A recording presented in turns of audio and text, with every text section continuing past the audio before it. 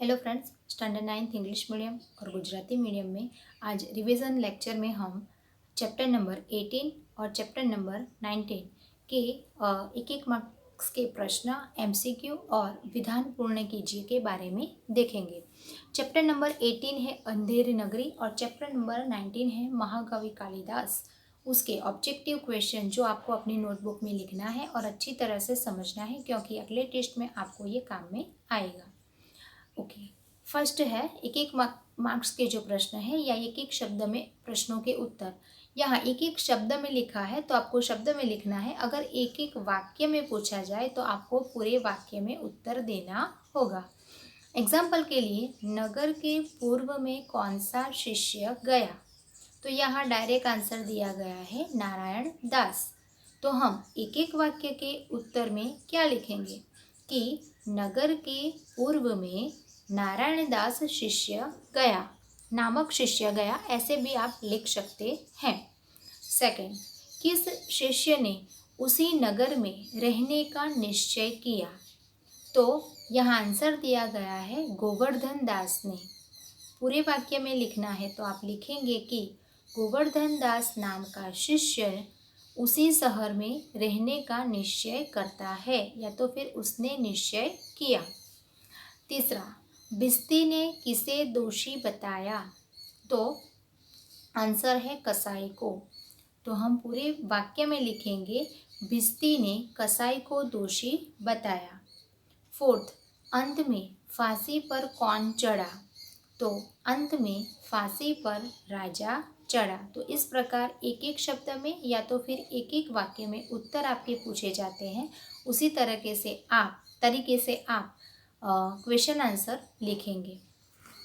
अगला जो chapter number 19 का है, संस्कृत के महाकवि के रूप में हम किसे जानते हैं, तो आंसर है कालिदास को। पूरे वाक्य में देखें तो संस्कृत के महाकवि के रूप में हम कालिदास को जानते हैं।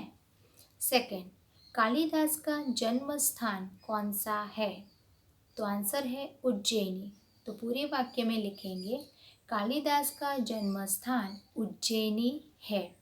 तीसरा, कालिदास युवावस्था में कैसे थे, आंसर है मूर्ख।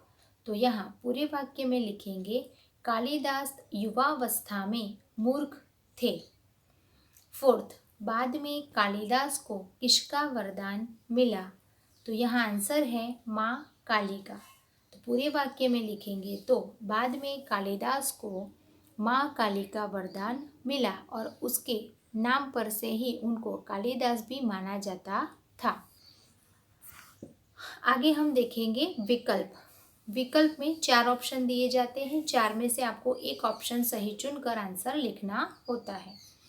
फर्स्ट है, बनिए ने अपराधी किसे बताया, तो आंसर है 4। उसमें से ए है कारीगर को, बी चुने वाले को, सी भिस्ती को, डी गडरिये को।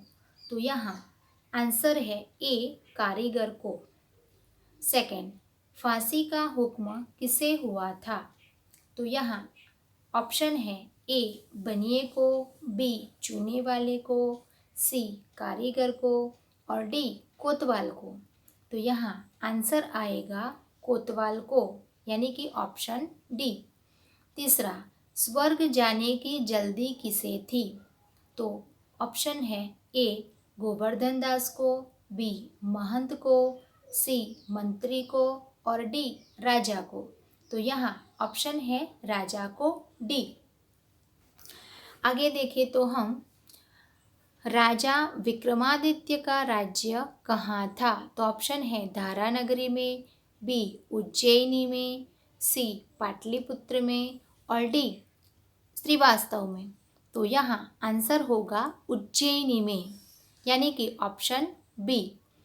सेकंड, कालिदास किन में प्रवीण हो गए, तो ऑप्शन है ए कलाओं में, बी विधाओं में, सी शास्त्रों में और डी तंत्रों में। तो यहाँ आंसर है विधाओं में, तो ऑप्शन बी आएगा विधाओं में।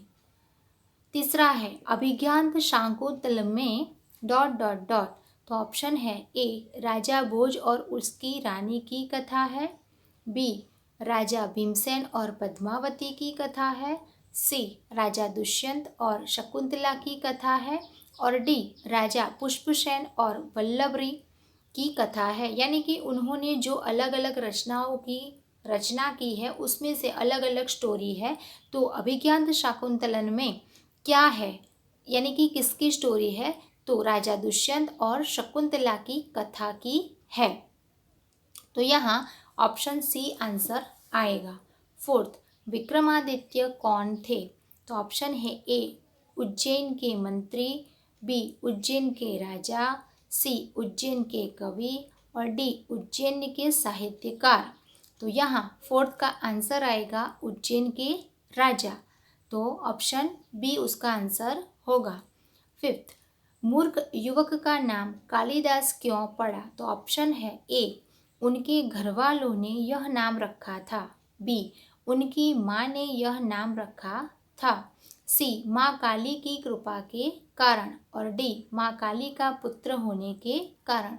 तो यहाँ ऑप्शन आएगा आंसर माँ काली की कृपा के कारण। तो ऑप्शन सी इसका आंसर है। तो इस प्रकार आप एमसीक्यू भी अपनी नोटबुक में लिख लेने हैं।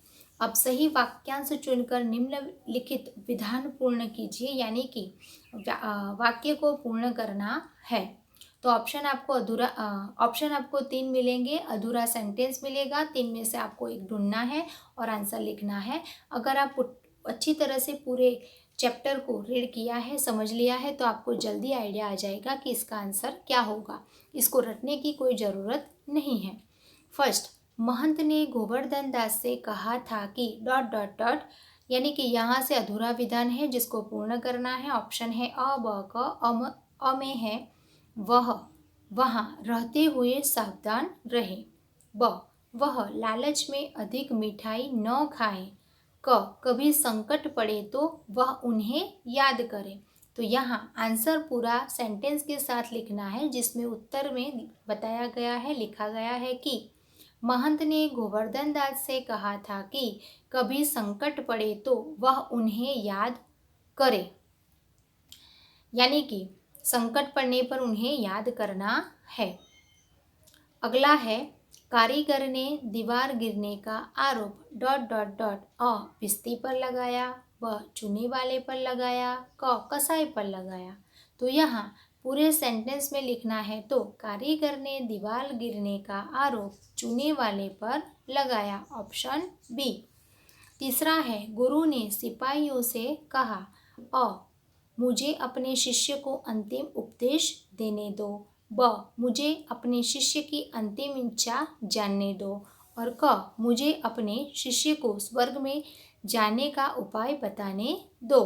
तो पूरे सेंटेंस में इस प्रकार से उत्तर लिखना है। तो गुरु ने सिपाहियों से कहा, मुझे अपने शिष्य को अंतिम उपदेश देने दो। ऑप्शन अ है, उस पर टिक नहीं करनी है, बल्कि आपको पूरे विधान में इस तरह से आंसर लिखना है। अगला है महाकवि कालिदास ... अ बाण से पहले हुए थे, बाण के बाद हुए थे, या बाण के समकालीन थे। ये उनकी जो डिटेल है चैप्टर के ऊपर, यानी कि पोएम के ऊपर उनकी जो परिचय दिया गया है उसमें से प्रश्न पूछा गया है। महाकवि कालिदास बाण से पहले हुए थे, यानी कि ऑप्शन आएगा अ। सेकंड, पंडितों ने मूर्ख युवक को ... अ बहुत बड़ा शस्त्रकार बताया, ब वक्ता और उपदेशक बताया, और क अपना गुरु और बहुत बड़ा विद्वान बताया। तो यहाँ पूरा सेंटेंस लिखना है आंसर में, उत्तर में। तो पंडितों ने मूर्ख युवक को अपना गुरु और बहुत बड़ा विद्वान बताया था। तो क ऑप्शन उसका आंसर होगा। तीसरा, कालिदास विश्वविख्यात है ... अ अपने नाटकों के लिए, ब अपने पात्रों के लिए, कि क अपने उपमाओं के लिए।